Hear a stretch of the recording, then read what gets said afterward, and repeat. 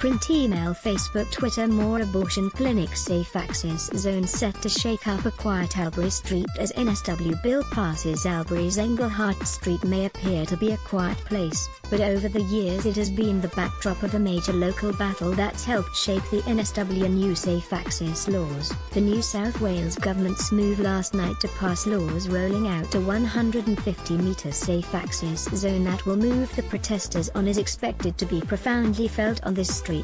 It is the street that vulnerable women seeking help and guidance have to walk down every Thursday. Along the street, Federation-style homes have been converted into boutique businesses, lawns are well manicured, and neighbors regularly gather at the thriving community garden at the end of the road.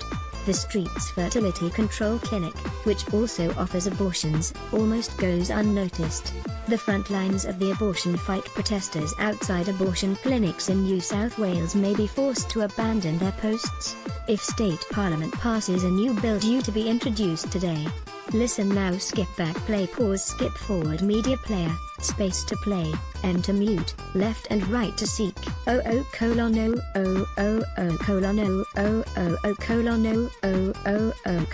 about. Subscribe on iTunes RSS. But on Thursdays, when a Melbourne-based practitioner travels to the border and opens the clinic doors, it becomes the most focal point. Pro-life activists erect placards, hand out models of fetuses, pray, and hold vigils directly outside of the clinic, raising concerns that their presence intimidates and pressures vulnerable women. Over the years, the unassuming street has become a Thursday political battleground between pro-life activists and those fighting to protect women's privacy. It is a battle that over time has enveloped the small regional community, from local councillors, MPs, medical practitioners, and families. It has led to arrests, rallies, and even defamation cases. Albury MP says it's time for protest to move on. The office of the Liberal member for Albury, Greg Applin, is situated just several streets from the Englehart Street Clinic. He has listed Albury, along with Surrey Hills, as the two main centres in the state where the battle between protesting and privacy has played out in public. During Thursday's marathon debate on safe access zones, Mr. Applin spoke in favour of an exclusion zone. He said while the Albury Council and police found no evidence over the years that the protesters were aggressively or unlawfully harassing women, he said it was time for the protesters to move on. The general community wants to take the issue off the street, and I wholeheartedly agree, he said. It needs its time for peace to be reinstated.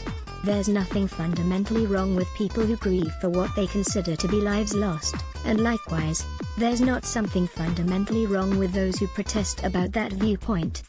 But this street is not the place to do it. The people of Albury need to show kindness. They need to show understanding to one another. But the time for confrontation is over. Mr. Applin has acknowledged that the vote did put him in a difficult situation, with Liberal members being allowed a conscience vote on the issue. He said he still respects anti-abortion activists' right to protest, but hopes the exclusion zone will allow both freedom of speech and privacy.